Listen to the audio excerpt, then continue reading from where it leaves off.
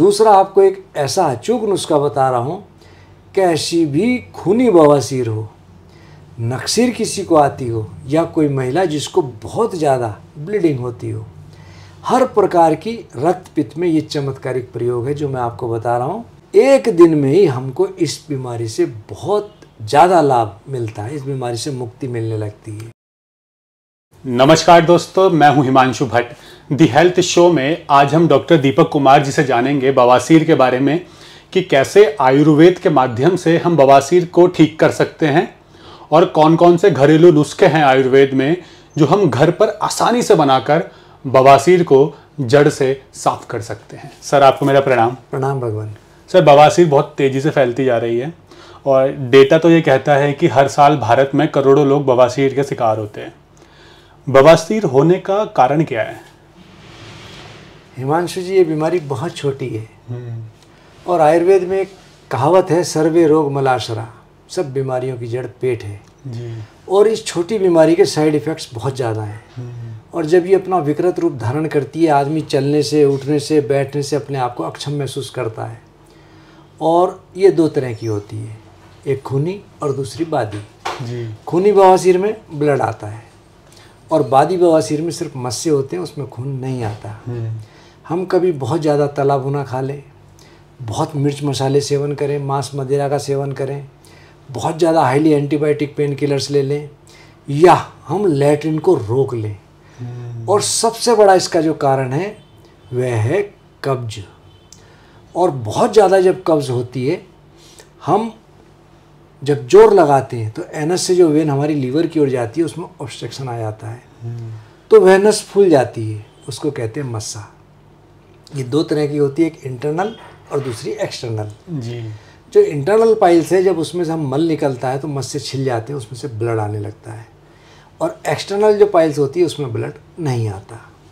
और एक इसका बहुत बड़ा कारण है कि कभी आपने देखा होगा किसी का स्कूटर या मोटरसाइकिल या कार खड़ी है धूप में और सीट उसकी बहुत गर्म हो रही है और हम उस सीट पर बैठ करके तुरंत चल दें, तब भी इस प्रकार की बीमारी बहुत तेज़ी से क्लिक करती है। अच्छा।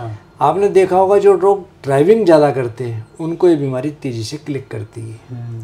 और इस बीमारी में सबसे पहले हमको कब्ज़ ना रहे, इसका विशेष तौर पर हमको ध्यान रखना चाहिए जी। दूसरा, हमको जिस कारण से बीमारी बन रही है उस कारण से बचना चाहिए। जैसे मैंने कहा, बहुत से लोग ड्राई फ्रूट्स बहुत ज़्यादा खा लेते हैं, तला भुना बहुत ज़्यादा खा लेते हैं, या मांस मदिरा का सेवन बहुत कर लेते हैं। जितना हम सुपाच्य भोजन करेंगे उतना ही हमारे पेट को आराम मिलेगा और उतना ही कब्ज़ हमारे शरीर से विदा लेगी, मल विसर्जन में हमको दिक्कत नहीं आएगी और ये बीमारी उतनी ही जल्दी से हम इससे निजात पा लेंगे। मतलब सबसे पहले हमें अपने पेट को साफ रखना है जी। और ये जो बीमारी है ये एनस पार्ट में होती है। यहाँ मुख्यतः 3 बीमारी होती हैं। पाइल्स के लिए मैंने आपको बताया ये है जी। दूसरी होती है फिशर। जब कभी हमारी लैट्रिन बहुत ज़्यादा हार्ड हो जाए तो हमारा जो मोशन है, टॉयलेट है, मल बहुत हार्ड होने के कारण ब्लेड की तरह काटता हुआ निकल जाता है। और जब वो काटता हुआ निकल जाता है तो वहाँ पे असहनीय पीड़ा होती है, ब्लड आने लगता है, तो इसको बोलते हैं फिशर, इस कट को। अच्छा। और एनस के अंदर हमारी बहुत गुदग्रंथि होती हैं, उनके चारों ओर ब्लड की वेसल्स होती हैं और उसमें कभी इन्फेक्शन हो जाए तो उसमें पस पड़ने लगता है। ये 3 प्रकार की है। एक मुखी जिसका एक ही मुख हो, दूसरी द्विमुखी जिसके 2 मुख होते हैं, एक अंदर और एक बाहर, और तीसरा होता है बहुमुखी जिसके कई सारे मुख होते हैं। अक्सर मैं देखता हूँ कि इन तीनों में सबसे ज़्यादा बवासीर से लोग पीड़ित हैं। तो मतलब सबसे पहले हम अपने पेट को साफ रखें, कोशिश करें कि हमें कॉन्स्टिपेशन ना हो, तभी हम बवासीर से एक टाइप से बच भी सकते हैं। वैसे और कारण भी हैं। सर, क्या एसिडिटी और गैस भी बवासीर होता है इसकी वजह से? जब हमारे शरीर का अंदर गैस बन रही है तो निश्चित रूप से मानो कि उसको पेट साफ नहीं है। हाँ। और पेट साफ नहीं होगा तो ये बीमारी डेवलप होगी जी। हमारे शरीर के अंदर पित्त की मात्रा दिखती है, जब अधिक पित्त होगा तो अल्सर बनने के चांस होंगे। हमारी जो है भूख कम होगी, जब भूख कम होगी हम जो खाते हैं उसका पाचन प्रॉपर नहीं हो रहा और उसका पित्त हमारे शरीर के अंदर जब ज़्यादा होगा तो इस प्रकार के उपद्रव आने ही आने हैं। और ये उपद्रव नहीं आएंगे तो आप मानो कि अल्सर होने के चांस बहुत ज़्यादा रहेंगे। तो हमको पेट प्रॉपर रूप से साफ रहे, हमारे वात पित्त कफ तीनों दोष बैलेंस रहे, इसका हमको बहुत ध्यान देना चाहिए। जी सर, अभी मैं आपसे पूछूंगा कि बवासीर को जड़ से ख़त्म करने के लिए घरेलू नुस्खे क्या हो सकते हैं, लेकिन उससे पहले आप ये बताइए कि अगर किसी इंसान को बवासीर है तो उसे क्या खाना चाहिए और क्या नहीं। सबसे पहले उसको बहुत सुपाच्य भोजन करना चाहिए जिससे उसका पेट बिल्कुल नॉर्मल रहे जी। और हमारी कुछ चीज़ें ऐसी हैं, खीरा है, ककड़ी है, इनकी शेप बिल्कुल आंत जैसी है। हाँ जी। हमको भोजन में इन चीज़ों का प्रयोग ज़्यादा करना चाहिए। दूसरा, फल, फलों का रस, सब्जी और सब्जियों का सूप हमको ज़्यादा से ज़्यादा लेना चाहिए। लाल मिर्च, बैंगन, गुड़, खटाई, चाय, कॉफ़ी, मांस, मदिरा, इनका पूर्ण रूपेण हमको परित्याग कर देना चाहिए जी। और स्वाद के लिए हम काली मिर्च या हरी मिर्च का सेवन करें तो नुकसान नहीं देती, लेकिन लाल मिर्च इसमें बहुत नुकसान देती है। और जो व्यक्ति लाल मिर्च तेज खाता है, जब वो शौच इत्यादि के लिए निवृत्त होने के लिए जाता है तो एनस में बहुत ज़्यादा जलन होती है। हाँ। और आपको मैं एक छोटी सी बात बताऊं कि जब ब्लड आने लगता है, अगर सूखी बादी बवासीर है तो कोई दिक्कत नहीं, आपके यहाँ कट लग गया और कट लगने के बाद वो कट 2-3 दिन में सूख जाता है जी। लेकिन यदि हम उसको रोज़ खोलते रहेंगे तो वो पार्ट कभी भी सूख नहीं पाता, वहाँ जख्म बना रहता है। इसी प्रकार जिनको पाइल्स होती है खूनी, और जब वो मल के लिए जाते हैं 24 घंटे में मिनिमम एक बार तो आदमी जाता ही जाता है जी। और जरा सा भी जोड़ लगाएगा तो वहाँ से ब्लड आने के चांस रहते हैं जी। ऐसी अवस्था में दही और मट्ठा बहुत फ़ायदा देता है। यदि हम खाली मट्ठे का ही कल्प कर लें तो इस बीमारी से हम निजात पा सकते हैं। सर, आपने बताया था कि जो बवासीर है नॉर्मली 2 टाइप की है, खूनी और एक जो नॉर्मल होती है, तो आप इन दोनों बवासीर के हिसाब से बताइए कि बवासीर को जड़ से ख़त्म करने के लिए घरेलू नुस्खे क्या हो सकते हैं। मूली रस में डालकर नित्य जलेबी खाए, 7 दिवस सेवन करे, बवासीर मिट जाए। ये आयुर्वेद में कहा है। यदि देसी घी के अंदर हमारी जलेबी बन रही हो और चीनी के बखर की जगह यदि हम मूली के रस में उस जलेबी को भिगो के खाएं तो 7 दिन के अंदर हमारी बवासीर शरीर से विदा ले लेती है। दूसरा, आपको एक ऐसा अचूक नुस्खा बता रहा हूँ, कैसी भी खूनी बवासीर हो, नक्सीर किसी को आती हो या कोई महिला जिसको बहुत ज़्यादा ब्लीडिंग होती हो, हर प्रकार की रक्त पित्त में ये चमत्कारिक प्रयोग है जो मैं आपको बता रहा हूँ। आप नारियल देखें, सभी लोग पूजा करते हैं जी। हर घर में नारियल मिल जाता है। नारियल के जब हम छिलके उतारते हैं उन छिलकों को जला दें जी। और उसकी राख एक कांच की शीशी में रख लें। 1.5 से 3 ग्राम यदि हम मट्ठे के साथ दिन में 2 से 3 बार इसको सेवन करें और आधे पौने घंटे हम कुछ ना खाएं पिएं, 1 दिन में ही हमको इस बीमारी से बहुत ज़्यादा लाभ मिलता है, इस बीमारी से मुक्ति मिलने लगती है। दूसरा, आपने देखा होगा एक आखा होता है नीले फूल वाला। वो क्या होता है सर? आखा आपने सड़कों के किनारे बहुत देखा होगा, खड़ा रहता है जी। शिव जी को ऊपर उसको चढ़ाते भी हैं। अच्छा। ये वैसे तो 4 रंग का है लेकिन सफ़ेद आखा की पूजा भी करते हैं, तांत्रिक लोग इसको बहुत अभिमंत्रित करते हैं। हाँ जी, हाँ जी। जो नीले रंग की आखा है, हाँ, आंकड़ा भी बोलते हैं इसको, आखा भी कहते हैं। आखा भी कहते हैं। आप इसका पत्ता तोड़ोगे तो उसमें दूध भी निकलता है जी। और इसकी जड़ यदि हम फूंक लें, हाँ। फूंक करके उसको रख लें, केला छील लें और उसको बीच में से काट लें, उसको हम भस्म के साथ, जो नीली आंखें की जड़ की भस्म है उसमें टच करें, जितना उसमें लग जाए, जहाँ से हमने केला काटा है उसको जोड़ करके चबा के खा लें। हाँ। 1 दिन में ये अपना चमत्कार दिखाता है, लेकिन फिर हमको कभी केला नहीं खाना। अच्छा। और निश्चित रूप से ये मानो ये बीमारी बड़ी दुष्ट हो, 1 दिन में हमको इस बीमारी से निजात मिलने के लक्षण मिलने लगते हैं। ये थोड़ा नुस्खा थोड़ा नया है ना, ऐसा नुस्खा पहले कभी सुना नहीं है जी। तो सर, आपने कहा कि केला उसके बाद नहीं खाना, तो इससे क्या मतलब है? जब तक बवासीर है तब तक नहीं खाना, या इसको आगे अगर जिंदगी भर ना खाएं? केले को ये मुझे एक सन्यासी ने नुस्खा दिया था जी। और मैंने इसको सैकड़ों लोगों पे इसको प्रयोग कराया। अच्छा। और मुझे कभी इसमें कोई असफलता नहीं मिली। मुझे 100% रिजल्ट इसमें मिला। मुझे बहुत इससे लाभ लोगों को देखने मिला। जी। इसके बवासीर होने पर 4 मुख्य क्रम होते हैं जी।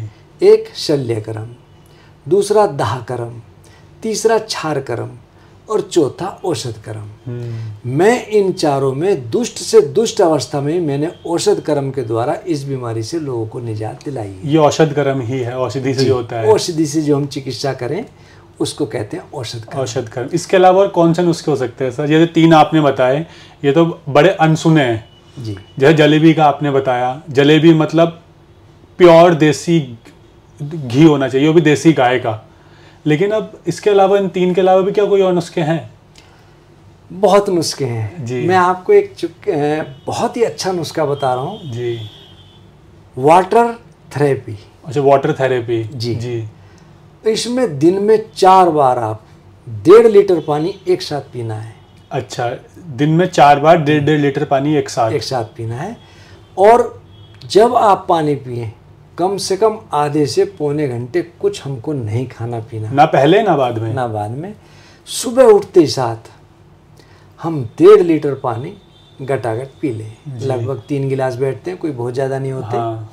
और यदि किसी को इकट्ठा एक बार में 3 गिलास लेने में दिक्कत है तो पहले 2 गिलास ले ले, फिर थोड़ी सी देर बाद 1 गिलास और ले ले। जी। तो 1.5 लीटर यदि हम 4 बार करके इसको सेवन करें तो लगभग 6 लीटर हमारे पूरे दिन में बैठता है। हाँ जी। इस 6 लीटर के पानी सेवन करने से हमारी बॉडी का एक तरह से कल्प होता है। हाँ। हमारी बॉडी के जितने भी टॉक्सिन्स हैं रिमूव होने लगते हैं, हमारी किडनी फंक्शन प्रॉपर होने लगती है, हमारा लीवर फंक्शन एक्टिवेट होता है और हमारी इम्यूनिटी पावर बहुत तेज़ी से बढ़ती है। जी। और सबसे बड़ा इसका एक गुण है कि हमारे पेट में जितना भी मल जमा हो हाँ। बहुत तेज़ी से साफ होने लगता है। कभी इस प्रयोग को करने से ना तो कब्ज होती और किसी को लूज मोशन भी हो तो वह भी धीरे धीरे ठीक होने लगते हैं। और मैंने जिसको बताया उसका चेहरा अलग ही थोड़े दिनों में चमकने लगता है, मतलब फेस ग्लो भी आ सकता है। जी। सर, आपने पानी तो बताया, और वैसे भी पानी हमारे सेहत के लिए बहुत ज़्यादा फायदेमंद होता ही होता है, लेकिन गुनगुना पानी करना है या नॉर्मल टेम्परेचर वाला? देखो, वैसे तो शरीर के हिसाब से हमारी बॉडी का टेम्परेचर होता है 36 ± 1 डिग्री। हाँ जी। उसके अकॉर्डिंग यदि हम पानी पिए, गुनगुना पानी पिए, तो वो हमारे शरीर में लगता है। हाँ। जो व्यक्ति गुनगुना पानी पीता होगा वह आपको कभी ज़िंदगी में मोटा नहीं मिलेगा। हाँ। उसके पेट पर फैट नहीं मिलेगा, उसके शरीर में एक्स्ट्रा फैट नहीं मिलेगा, उसका कोलेस्ट्रॉल और ट्राइग्लिसराइड बिल्कुल नॉर्मल मिलेगा। और सबसे बड़ी बात, उसकी जठराग्नि प्रज्वलित रहेगी। जी। बहुत ठंडा पानी पिए तो हमारी अग्नि मंद पड़ने लगती है, कई बार हमारे गले में इन्फेक्शन हो जाता है। और अक्सर जो बहुत ठंडा पानी पीते हैं उनको कफ की अधिकता होती है। हाँ। जुकाम नज़ला एकदम से क्लिक करता है, खांसी क्लिक कर जाती है। तो अगर हमको बहुत ठंडा पानी पीने का शौक़ है तो फ्रिज की बजाय हमको घड़े या सुराही का पानी पीना चाहिए, जो कि कभी हमको नुकसान नहीं करता। मतलब ज़्यादा ठंडा पानी कफ, कोल्ड, नज़ला और कॉन्स्टिपेशन का कारण भी बन जाता है। सर, ये तो आपने जो नुस्खे बताए हैं बहुत अच्छे हैं, लेकिन अब कई बार लोग पूछते हैं ना कि कहाँ मिलेगा सामान, तो ये सारा सामान ना आपको आपके घर के आसपास जो भी पंसारी की दुकान है आप वहाँ जाके खरीद सकते हैं। जो भी सर ने वीडियो में बोला उसे नोट डाउन करें और पंसारी के पास जाके खरीद के जैसे जैसे सर ने बताया वैसे बना सकते हैं। सर, क्या ऐसे भी कोई नुस्खे हैं क्या कि जो सामग्री हमारी रसोई में पड़ी होती है हम उससे बना सकते हैं बवासीर से निजात पाने के लिए? जी, कई बार हमारी पाचक अग्नि मंद हो जाती है। हाँ जी। हमको बहुत कॉन्स्टिपेशन होने लगता है। हमको सबसे पहले कॉन्स्टिपेशन से बचने के लिए कुछ उपाय हैं, जैसे कि तोरी इसमें बहुत अच्छा कार्य करती है, इसबगोल की भूसी बहुत अच्छा कार्य करती है। लोग अक्सर आटे को छानते हुए चोकर निकाल देते हैं, और सही बात तो यह आटे की असली जान चोकर ही है। जी। यदि किसी व्यक्ति को कब्ज है और वो बवासीर से पीड़ित है, यदि वो खाली चोकर की रोटी खाए तो उसको इस बीमारी से निजात मिलने लगती है। दूसरा, हर घर में मुनक्का मिल जाती है। हाँ जी। और मुनक्का यदि हम बीज निकाल के खाएं तो पाइल्स में भी फ़र्क पड़ता है, और पाइल्स के साथ साथ ये हमारा पेट भी साफ करती है। जिसको बहुत ज़्यादा ब्लीडिंग होती हो उसको अनार बहुत अच्छा कार्य करता है। यदि एक अनार चबा के खाए तो ब्लीडिंग कैसी भी हो वह इससे रुकती है। तो हमको पेट का ध्यान रखना चाहिए। पेट के साथ जो मैंने प्रयोग बताया कोई भी किसी भी अवस्था में कर सकता है, इसमें कहीं कोई ऐसा नहीं है कि कोई इसका साइड इफ़ेक्ट हो, तो आराम से हम इस बीमारी से निजात पा सकते हैं। सर आपने बहुत सारे नुस्खे बताए, लेकिन कई लोग ऐसे होते हैं जो चाहते हैं कि उनको कोई 100% आयुर्वेदिक दवाई, और 100% आयुर्वेदिक दवाई से मतलब है एक ऐसी आयुर्वेदिक दवाई जिसमें प्रिजर्वेटिव ना हो। तो क्या पाइल्स के पेशेंट को ऐसी कोई दवाई भी मिल सकती है? क्या आपकी फार्मेसी में भी बनती है ऐसी? अगर बनती है तो कौन सी है? हम एक दवा बनाते हैं बवासीर की दवा। ये पाइल्स ब्लीडिंग हो, नॉन ब्लीडिंग हो, या फिशर हो या फिस्टुला हो, हाँ जी, सब में कभी आज तक इसने हमको धोखा नहीं दिया। ये बहुत अच्छा रिजल्ट दिखाती है। इसके अंदर एलवा, जिसको घी कुआर का सत कहते हैं, रसोत जो दारू हरिद्रा का घनसत्व है, एलवा, रसोत, ढाका, ढाका पेड़, ढाका उसकी ढिकोली, मुनक्का, नीमगिरी और कुकरोंदा से बनकर ये हमारी दवा बनती है बवासीर की दवा जी। जो व्यक्ति 2-2 गोली दिन में 2 बार वैसे ही सेवन कर ले तो पाइल्स हो, फिशर हो, फिस्टुला हो, उसमें 1-2 दिन में ही उसको आराम दिखने लगता है जी। तो सर आपका बहुत बहुत धन्यवाद, प्रणाम कि आपने बवासीर के बारे में इतने अनसुने नुस्खे हमारे साथ शेयर करें, और उम्मीद करते हैं लोगों को इससे लाभ भी मिलेगा। अगर आप इस दवाई को ऑर्डर करना चाहते हैं तो आप सर से कांटेक्ट कर सकते हैं, और अगर आप किसी भी बीमारी में कंसल्टेंसी चाहते हैं तब भी आप सर से कांटेक्ट कर सकते हैं। इनका एड्रेस और कांटेक्ट डिटेल नीचे डिस्क्रिप्शन और पिन कमेंट में आपको मिल जाएंगे।